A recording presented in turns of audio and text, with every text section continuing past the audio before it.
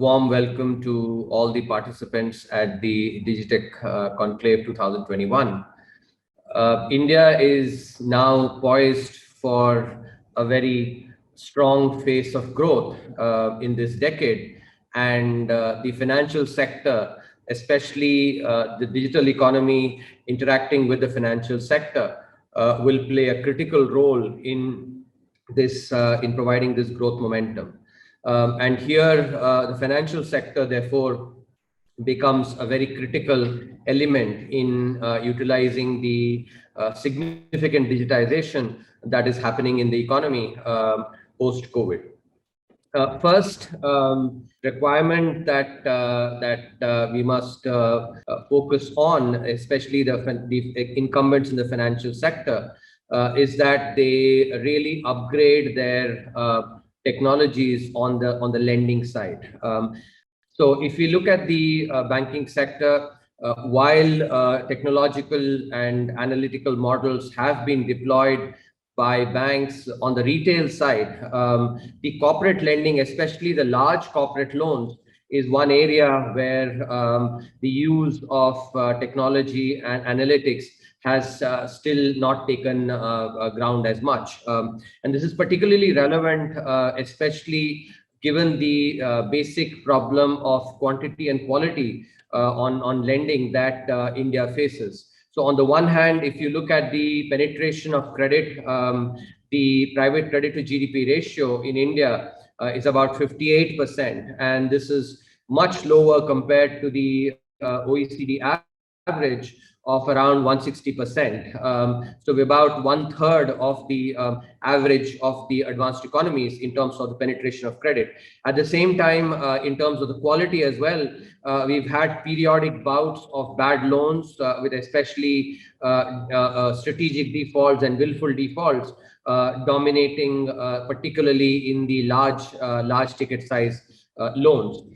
So this is therefore an area where the financial sector needs to really employ significant technology so that they can increase the penetration of credit on the one hand, at the same time also really be able to make much better lending decisions, especially to the large corporates, because when bad loans in the large corporates, when they impact the banking system ends up following accelerator brake kind of phenomenon, where when the economy starts accelerating, the banking sector also accelerates significantly. But that is usually the time when bad loans are the seeds for that are sowed. As we know, the seeds for a crisis are usually sown during good times, in the financial sector.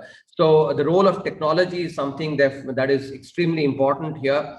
If you look at research on the role of technology, there are academic studies which show that during the global financial crisis, financial institutions that were utilizing technology far more were the ones where the bad assets were much lower than those that did not have as much of a technological sophistication in their lending practices. At the same time, the acceleration in the balance sheet size was also significantly higher for banks and financial institutions that had the necessary technological sophistication.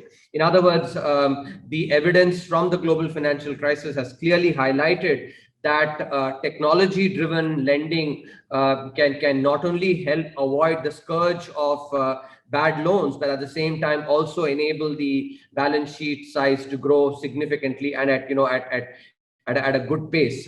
So these research clearly highlight that the role of technology in the financial sector is extremely important. And especially in the context of large corporate loans, I would urge the banks and the financial institutions to particularly focus on building data and analytical platforms that incorporate data on related party transactions into their assessments, because when you look at the related party transactions, the quality of disclosure of related party transactions is extremely poor. For instance, some work I had done for the SEBI Corporate Governance Committee. There we had looked at the nature of disclosure of related party transactions among the NSE 500 entities. These are really large firms actually, where the spotlight should be significantly high. And one of the advantages of related party transactions is that it's like double entry bookkeeping, where, if entity A does a related party transaction with entity B, then both A and B must be recording that transaction. And, given that these are public firms, saying that A bought, X items worth X rupees from B, and B should say, B sold items worth X rupees to A. But when you look at the quality of this disclosure, even among the NSE 500 entities, only about 1/3 of the actual transactions that we matched using machine learning algorithms, we found were actually matching, where both the entities were revealing the transaction, and also the amount was matching as well.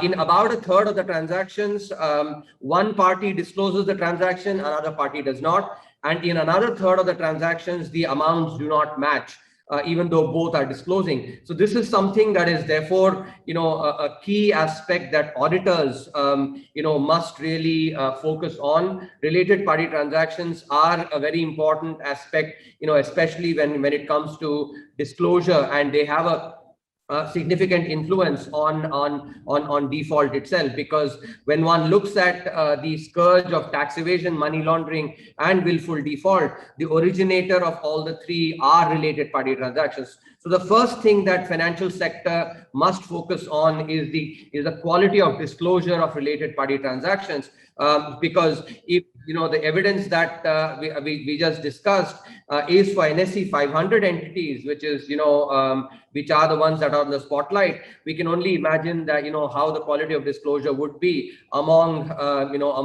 entities that are actually less in the spotlight. So this is the first aspect that financial sector must focus on, which is really enhancing the quality of disclosure of related party transactions.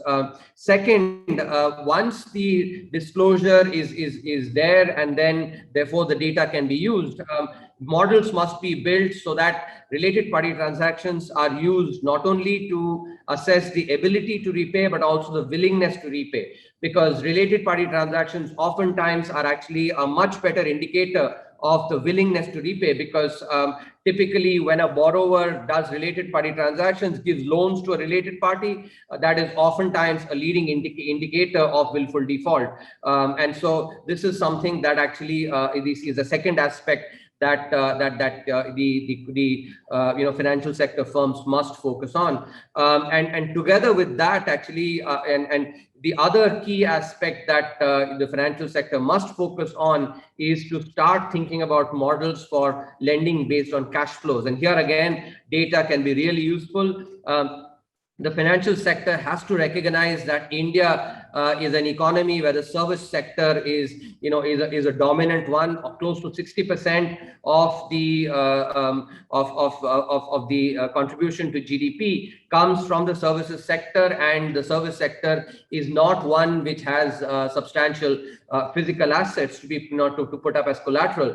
Therefore, if the financial sector has to service the dominant sector in the economy, them being able to evolve models that for cash flow based lending is very, very important. And just relying on asset based lending is something that will not be enough. And here's another area where technology and analytics can be especially useful for the financial sector. So overall, for the financial sector, the COVID is a very, very positive disruption in terms of the use of technology and analytics to not only improve the quality of lending, but at the same time also to enhance the reach of loans as well.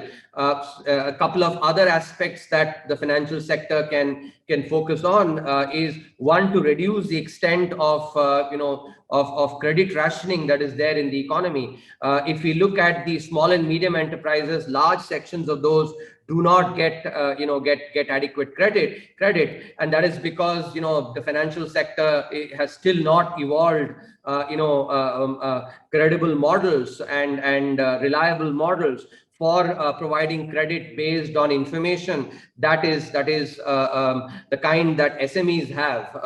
The financial sector must actually think about ways of disruption here, where come up with analytical models to be able to predict the probability of default, both the willingness to pay and the ability to repay for small and medium enterprises. That's something which is quite critical for for the financial sector. Another potentially very important area where technology analytics can be used significantly is is utilizing the huge data that now resides in over 400 million Jan Dhan accounts. Now, of these 400 million Jan Dhan accounts, a good proportion of them have reasonable balances, and there are transactions that are being done there. So that transaction level data can be mined to be able to get a good assessment of the credit worthiness of these borrowers.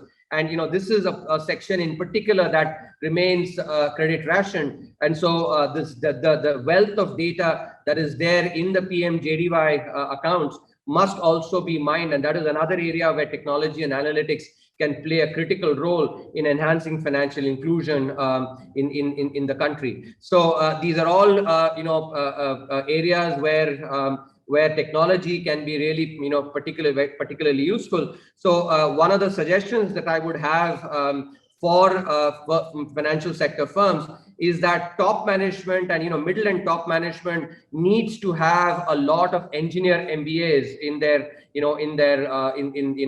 as part of the middle and senior management team, because it is these engineer MBAs who actually can really understand, not only do they understand the role of technology, but they also can actually be creative in applying those technological solutions to the financial sector. So traditionally, the financial sector in India has been dominated by chartered accountants, but I think to be able to really exploit the advantages that the digital economy can provide, I think it is time that the Indian financial sector really ramps up on engineer MBAs, and thereby really utilizes the disruption that is likely to come.